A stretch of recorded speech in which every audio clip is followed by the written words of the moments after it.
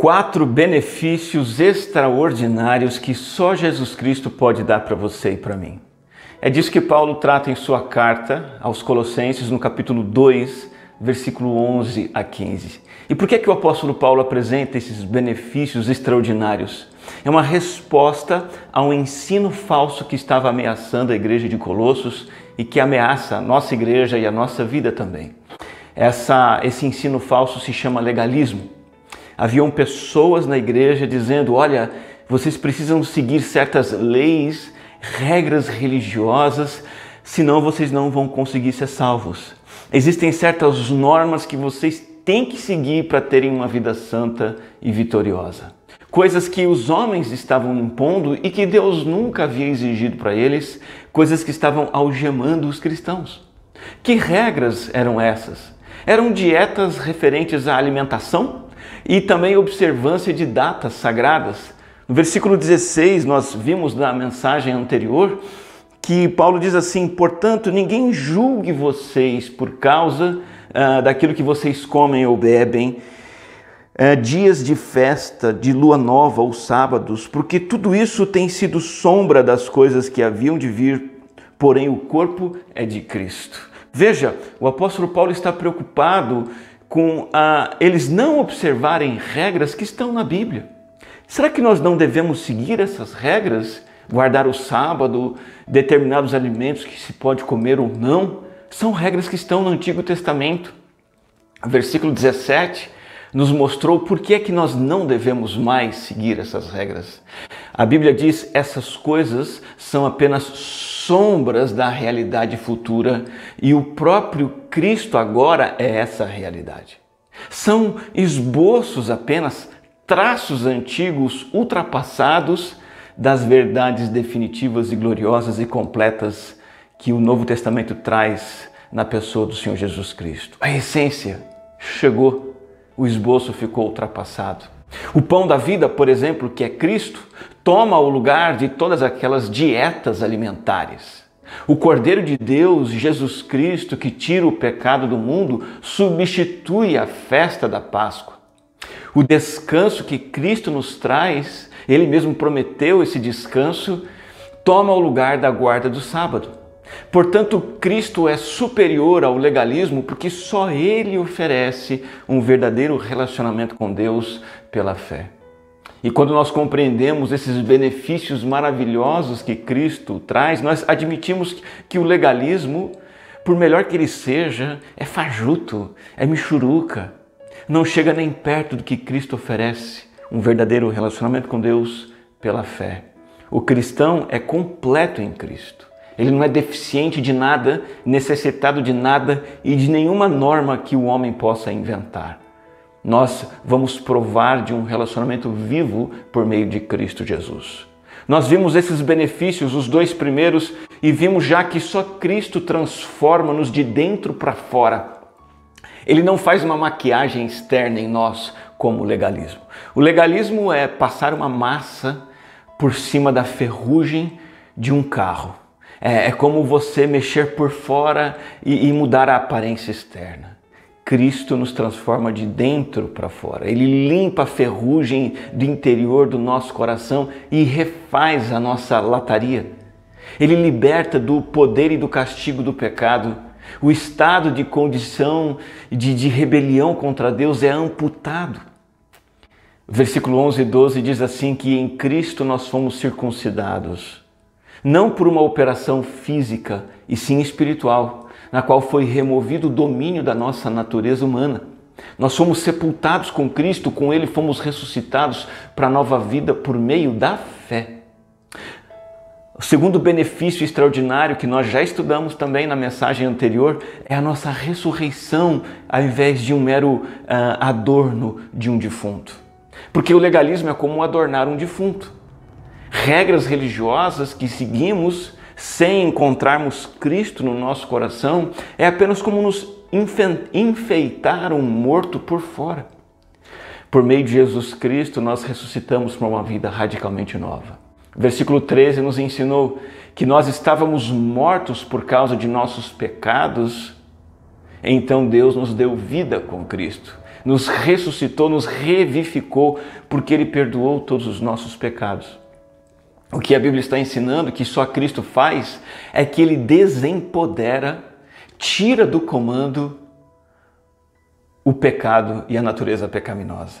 Surgem novas afeições espirituais. Nós temos então o desejo, a capacidade de honrar e agradar a Deus. E isso tudo por meio da fé em Jesus Cristo e não por meio das práticas legalistas. Mas não para por aí. Nós temos ainda 2 benefícios maravilhosos que só Cristo nos dá e eu quero estudá-los com você nesse momento. O terceiro grande benefício está no versículo 14. É o cancelamento total da nossa dívida espiritual. Na cruz, além de Jesus carregar os nossos pecados, Ele também carregou o peso da lei que era contra nós. E Ele encravou essa dívida lá na cruz definitivamente. Versículo 14 diz assim: cancelando o escrito de dívida que era contra nós e que constava de ordenanças, o qual nos era prejudicial, removeu inteiramente, cravando na cruz. Como que isso acontece? Como que eu e você provamos desse benefício de ter a nossa dívida espiritual cancelada? Há 4 aspectos que eu quero destacar rapidamente aqui. Primeiro, essa dívida espiritual ela é legítima. O apóstolo Paulo diz: há uma lista de acusações contra nós que decorre da nossa quebra das ordenanças da lei de Deus. É isso que Paulo quer dizer com um escrito de dívida que era contra nós, que constava de ordenanças e que era prejudicial. O que são essas ordenanças das quais Paulo fala? É como que ordens oficiais de um juiz, de um tribunal, como que obrigações legais que são apresentadas publicamente para que todo mundo possa ver e todo mundo possa perceber o que deve cumprir. Sabe, é muito comum nós questionarmos se uma dívida, principalmente quando ela é contra nós, se ela é legítima ou não. A nossa primeira reação quando somos acusados de algo é nos defender. Mas, quer você admita ou não, as justas exigências da lei de Deus foram apresentadas a você e você não as cumpriu. A lei de Deus exige perfeição porque ela é perfeita. E até mesmo o tropeço em um único ponto da lei nos torna culpados de quebrar a lei como um todo. Quando desobedecemos um único mandamento, somos infratores da lei de Deus. E por não cumprir a lei, nós estamos debaixo de maldição, quer aceitemos, quer não. A dívida espiritual ela é legítima e, em segundo lugar, ela precisa ser admitida. Paulo escreve aqui: há um escrito de dívida contra nós. Esse é um termo comercial em que um devedor, ele declarava no mundo antigo de próprio punho qual era a sua dívida e o montante da sua dívida. E ele admitia oficialmente todas as acusações, ao invés de contestá-las. É a nota promissória que nós assinamos em nossos dias, quando o devedor pessoalmente assume um compromisso financeiro. Com base na lei de Moisés, que é a lei de Deus, com todos os seus regulamentos, todos nós precisamos admitir que somos devedores perante Deus. E para nossa dívida ser cancelada, primeiro ela precisa ser admitida. Precisamos concordar com essa acusação do próprio Deus, o juiz, de que nós somos sim responsáveis e que estamos em falta diante dele, porque não cumprimos toda a sua lei. Então essa dívida espiritual ela é legítima, ela precisa ser admitida e ela então é anulada. E essa é a mensagem maravilhosa. Deus apaga essas acusações. A ideia aqui do texto, versículo 14, cancelando o escrito de dívida, removeu inteiramente, cravando-o na cruz. A ideia é de botar fogo, incinerar um documento, uma dívida escrita, anular para sempre o registro de débitos espirituais dos nossos pecados. A maneira como Paulo escreve aqui dá a ideia de que essa dívida é queimada e apagada de tal maneira que ela nunca existiu. E a imagem, de novo, é de um tribunal, em que uma lista de acusações é formalmente apresentada contra um réu, que sou eu e você, nós estamos no banco dos réus. Então o juiz que reconhece a nossa culpa nos inocenta Porque todas as exigências da lei, todo o castigo da lei, toda a cobrança da lei foi colocada sobre quem? Sobre o Filho desse Pai Celestial, o Filho Eterno que se fez carne e morreu por nós na cruz do Calvário. Aquilo que nós não podemos fazer, não podíamos fazer, Deus fez por nós em Cristo. Ele lançou sobre o seu Filho a nossa iniquidade. Quando o Senhor Jesus Cristo diz, segundo o Evangelho de João, está consumado, ele exclama isso na cruz, declarando, está pago. A dívida espiritual está anulada. Quem crer em mim não deve mais nada. Essa dívida espiritual legítima, ela precisa ser admitida e anulada, mas eu gostaria de fazer uma nota e uma observação importante. O valor moral da lei e espiritual permanece. Ela tem validade eterna. Se eu sou absolvido da penalidade imposta da lei, isso também não me isenta do dever de cumprir a lei. A diferença é que o cristão, ele cumpre a lei pelo prazer de ter sido salvo. Ele cumpre os mandamentos de Deus com gratidão porque foi alcançado pela graça e perdoado. E também nós entendemos que o código de regras e prescrições específicos para Israel, o Antigo Testamento, não vale para nós de maneira direta, mas como princípios. O espírito da lei, este sim nós devemos seguir. E esse espírito da lei está esclarecido e explicado e declarado no Novo Testamento, por Cristo e pelos seus apóstolos. E esses deveres permanecem para nós. Mas, entendendo que a dívida espiritual é legítima, que ela deve ser admitida e que ela é anulada, nós precisamos compreender um pouquinho mais como ela é anulada. Ela é anulada porque foi fixada para sempre na cruz e ficou lá no passado. No mundo antigo, uma dívida cancelada ou prescrita era fixada numa tábua com um cravo. Era como se fosse um madeiro em que a publicação oficial do cancelamento da dívida era colocada. Foi isso que aconteceu com a nossa dívida pelo pecado na cruz. As justas acusações contra nós foram pregadas ali para sempre. Por isso Paulo diz aí no versículo 14, cancelando o escrito de dívida, cravando-o na cruz. A ideia é justamente essa. Uma apresentação pública, é isso que Cristo fez na cruz do Calvário, do cancelamento definitivo das nossas dívidas, e isso refuta falsos mestres e falsos ensinos que tentam trazer de volta a culpa, que tentam trazer de volta o fardo e a necessidade de cumprir a lei para você ser salvo ou para você experimentar uma fé e uma espiritualidade mais vibrantes. A dívida espiritual é legítima, precisa ser admitida por nós, para que possa ser anulada, sendo fixada na cruz. Pense na sua vida. A sua dívida espiritual perante Deus é real, ela é legítima, mas você já admitiu essa dívida? E você já intercedeu junto ao Pai pelo cancelamento definitivo, crendo que o Filho, Jesus Cristo, tomou sobre ele a sua dívida do seu pecado, o castigo que você merece em seu lugar? Como fazer isso?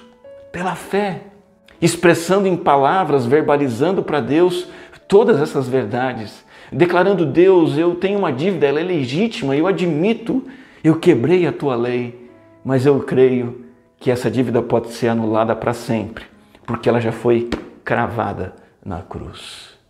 Essa verbalização, essa fé, essa declaração, essa busca desse perdão e cancelamento diante de Deus é definitivo, é para sempre.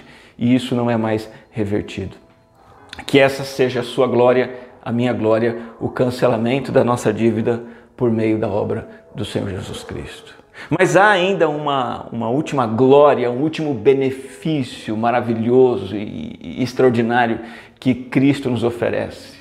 E eu chamo de despojamento de poderes e autoridades espirituais. Essa é outra coisa maravilhosa que aconteceu lá na cruz. Além da nossa dívida ter sido cancelada, cravada ali, houve também a derrota e o desarmamento dos espíritos malignos. Essa parte da carta termina no versículo 15 com Paulo dizendo o seguinte: e despojando os principados e potestades, publicamente os expôs ao desprezo, triunfando sobre eles na cruz. A ideia é que Cristo desarmou Satanás, desarmou os governantes e autoridades espirituais e expôs esses inimigos vergonhosamente e publicou-os como derrotados na cruz. A imagem que Paulo usa aqui é da guerra no mundo antigo, em que soldados vencidos, sem as suas armas, sem as suas roupas, eram escravizados e expostos publicamente, escancarando a sua derrota. A palavra triunfando, Jesus Cristo triunfou sobre eles, é a ideia de um general de guerra, um general romano levando esses prisioneiros pelas ruas da cidade e tendo toda a glória para si, expondo a derrota dos seus inimigos. E todos poderiam constatar a derrota definitiva desses inimigos. Foi assim que Cristo triunfou sobre o diabo e os seus anjos. Foi naquela cruz. Ali ele garantiu a nossa vitória sobre forças e poderes malignos que eram sobre nós. Deixa eu dizer uma coisa para você. Em Cristo Jesus não acontece mais o que muita gente tem tentado trazer de volta hoje. Em Cristo você não é mais escravo de Satanás. Você não é mais vítima do pecado. Você não é mais vítima das suas tentações e sutilezas. Se você creu em Cristo e anda com Cristo, perto de Cristo e junto do povo de Cristo, o inimigo não escraviza você ao pecado, ao vício, seja lá qual for. Outra coisa, em Cristo, o Cristo que derrotou o diabo na cruz, nós não estamos mais debaixo de maldições, como muitos falsos pastores e falsos mestres tentam ensinar hoje. Olha, você tem maldições que precisam ser quebradas. Eu digo para você, todas as maldições foram quebradas na cruz. Nós não estamos mais vulneráveis a espíritos malignos que precisam ser enfrentados, participando de ritos religiosos que homens inventam. Não! Se você creu em Cristo, os espíritos malignos foram derrotados na sua vida. Em Cristo, ninguém está amarrado. Ninguém precisa de campanha de libertação. Você não precisa de sessão de descarrego espiritual.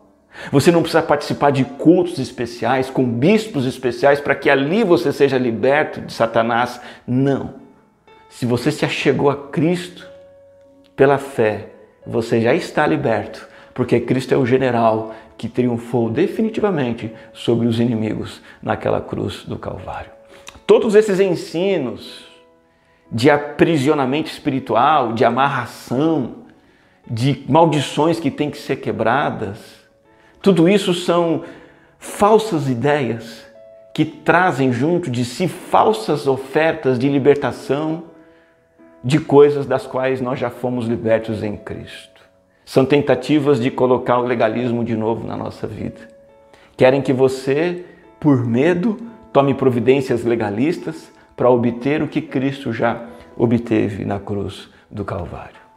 Eu gostaria de encerrar essa reflexão de hoje, lembrando que o cristianismo legalista, baseado em seguir regras, proibições, pode, não pode, ritos, o cristianismo baseado em você ter um desempenho moral, esse cristianismo ele é falso, ele é vazio de Deus, ele é inútil, ele é cansativo e ele esgota e mata a nossa fé.